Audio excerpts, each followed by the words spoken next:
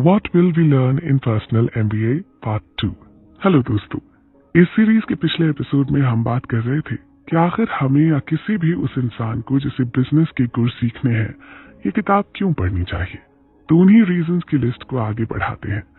दोस्तों, इस किताब को पढ़ने का एक सबसे बड़ा कारण ये है कि यदि आप कन्वेंशनल MBA कोर्स पर लाखों रुपए नहीं खर्च करना चाहते हैं, लेकिन फिर भी कमर्शियल ट्रेनिंग और एजुकेशन पाना चाहते हैं, तो ये किताब आपके लिए बेस्ट है।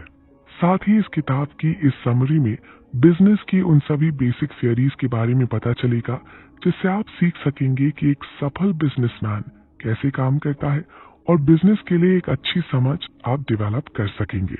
ये बुक बिजनेस स्कूलों के बारे में नहीं है, बल्कि बिजनेस की अवधारणाओं या थियरीज के बारे में है, और यह आपको बिजनेस में सक्सेसफुल होने का तरीका बताएगी, और वो भी अपनी लाइफ का टाइम वेस्ट किए बिना।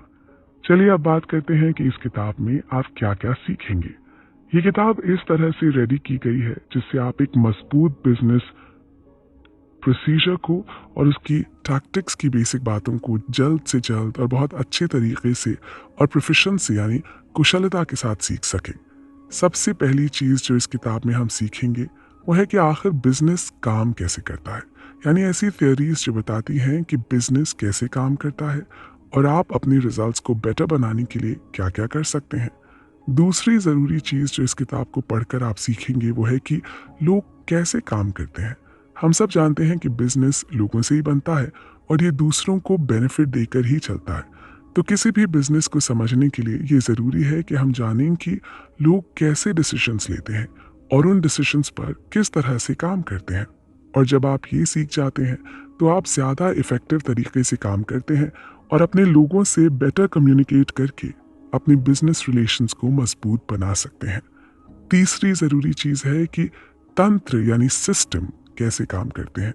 बिजनेस एक कॉम्प्लेक्स सिस्टम है जिसमें कई पार्ट्स होते हैं जो इंडस्ट्री, सोसाइटी, कल्चरल और गवर्नमेंट जैसे ज़्यादा कॉम्प्लेक्स सिस्टम्स के अंदर छुपे होते हैं। इस किताब के चैप्टर्स में हम समझेंगे कि ये सिस्टम्स किस तरह से काम करते हैं और इनकी सही इवैल्यूएशन और स्टडी से आप अपने रिजल्ट्स को बेटर कैसे बना सकते हैं। इतना ही नहीं, इस किताब की समरी को सुनते हुए हम ये भी जानेंगे कि वो कौन सी चीज़ें हैं जिनकी एक्सपेक्टेशंस हमें नहीं करनी चाहिए।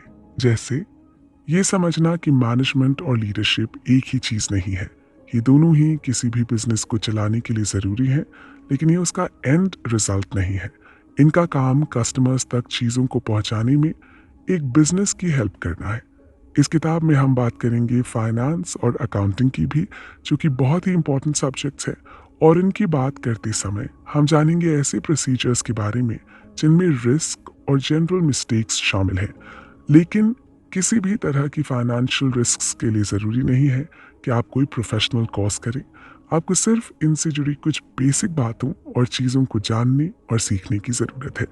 इसके अलावा इस किताब की समरी में हम स्टैटिस्टिकल एनालिसिस और मॉडलिंग की बात करेंगे, और इसका मैक्सिमम बेनिफिट लेने के लिए कुछ चीज़ों को फॉलो करें तो बेटर होगा।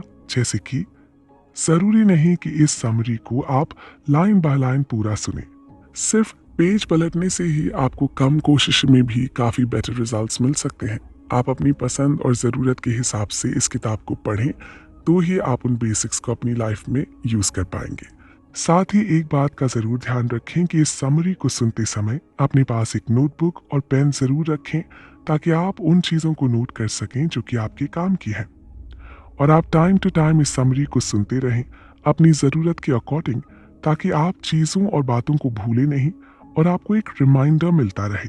इसके साथ ही आप इन बातों को अपने आसपास के लोगों के साथ भी शेयर करें।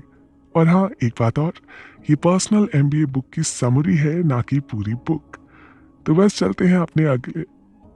चलिए अपने अगले एपिसोड से शुरू करते हैं MBA करने का सफर, जहां आप और हम सीखेंगे बिजनेस और मैनेजमेंट के अनोखे गुर। आप कहीं मत जाइएगा,